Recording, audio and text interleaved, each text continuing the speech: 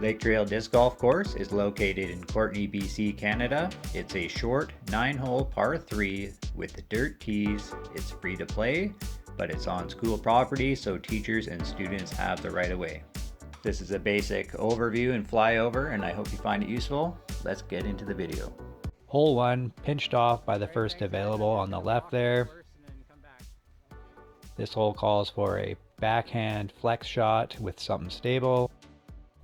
All shots will be described from the perspective of a right-handed amateur.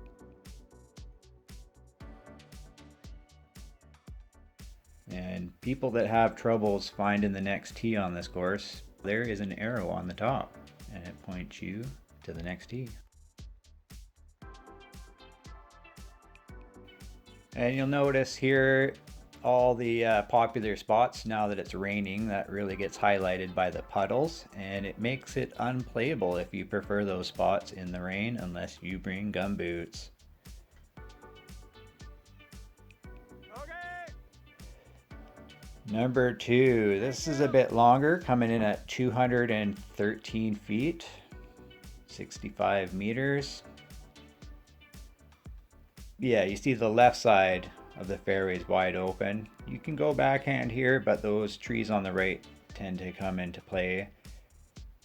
So in my opinion, it is a forehand.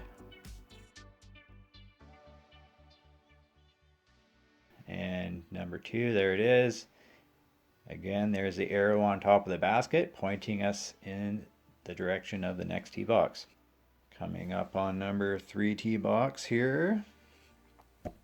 And you can see someone tried to write the word fun on that tree, and they must have run out of spray paint. And yes, disc golf is very fun. So you see to the right there is a route for a backhand. But again, I think this is a forehand.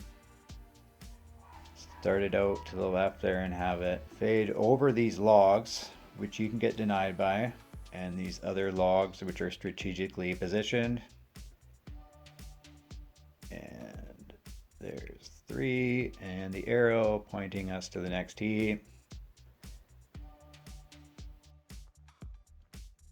Again, unless you can turn one with backhand, it is again a forehand shot. Through this gap. And this big fir tree, you want to be landing just to the left of that. You can run this basket. There's a lot of things to stop the disc if it goes past. Number 4, pointing us to the next tee box. Guys, when I figured that out with the arrow when I first started playing this course, it changed everything. It made it much easier. And I noticed on UDisc, people are kind of complaining about that. Maybe that was before the arrows got installed. And I also noticed on UDisc the yardages are pretty whacked out. So if you guys have access to UDisc, and I would appreciate if you correct those numbers. I shot all of these with a rangefinder many times. I'm sure the numbers are accurate. All right, so this is 5. And you can pick your path here. You can go to the left, or you can go to the right. Both are just as open in my opinion. It's just what you're comfortable with. I would say the left route, the trees that get in the way are a bit further down, so it is a little easier to get the disc a bit further down before it starts fading over to the basket here. Overall, I think you're happy if you can get in this with a par. It's elevated to you can see. And you can go long on this hole and go down that gully. I didn't point to that with the camera, but if you're a longer player, that's an issue. Okay, number 6, we're walking to. Number 6 is probably the most aceable hole on the course, but it's also the easiest to get a high score on since you have to make it inside the square. I'll show you the mandatory landing zone, and if you don't land it in there, you have to drop and take your putt from this. I'll show you. There it is down there. Very fun hole. As you can see, all those logs you have to land inside. Honestly, I'm not clear on the ruling if you're like on a log or whatever, but if you're not in there, you have to go over to this little square and you take a stroke penalty and you're putting for par. And you got, well, I haven't shot the yardages from this. I should do that. It's about a 40 footer, I'd say, to save your par. Number 6, I would say it's the most aced hole on the course. And there's your arrow on top, points you to the next tee box. And this next one I would say is probably the most challenging hole since it's an elevated green and it's pretty long. So this hole, number 7, 177 feet, 54 meters, elevated green.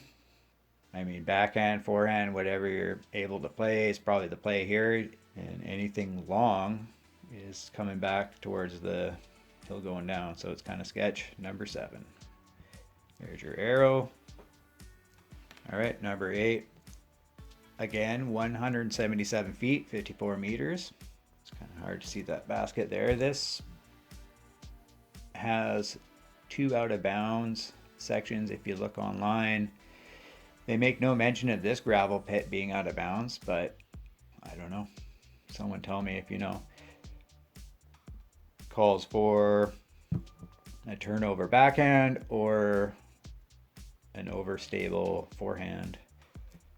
Yeah, this is out of bounds. If you land in there, you play it from where it lands and you take a stroke. But ideally, you kind of want to land in the middle of this gap, have it fading towards the basket. And if you land in this gravel pit, you're also out of bounds and you play it where you are with a stroke penalty. And that is hole 8. All right, heading over to hole 9, tee box. All right, here's hole 9.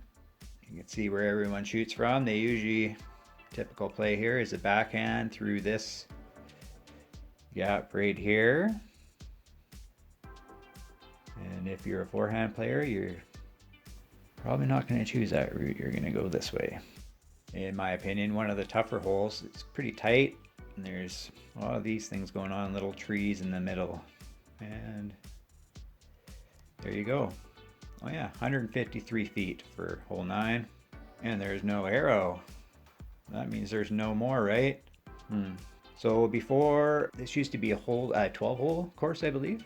And there's a lamp eel, some kind of endangered species, and they had to shut down part of the course. And what remains is this basket, and this was part of one of the 3 extra holes, and this is hole 11. It doesn't have any ID, it doesn't have an arrow, but I'll take you to the tee box and I'll show you where to throw from if you want to check that out. It's a bonus hole, 219 feet, 67 meters, and it's pretty challenging in my opinion. It's got some trees tight to the left, so you kind of have to do like a backhand hyzer flip to get the right shape, and it's the longest hole. And if you look right there, that's the tee or the green from number 5. So if you're scooching over from number 5, you can just play this to kill some time if you're stuck or something. So yeah, here's the tee box, see the basket. Yeah, so it really just calls for a straight shot, but it's a long straight shot. You got the power for a putter, I guess you could pull that off, but otherwise you need to do something maybe like a backhand little hyzer flip. Alright guys, hope that helps you plan your next disc golf trip. If you'd like to know more about the alternative 9 on this course or any other courses in the Comox Valley, let me know in the comments. Peace.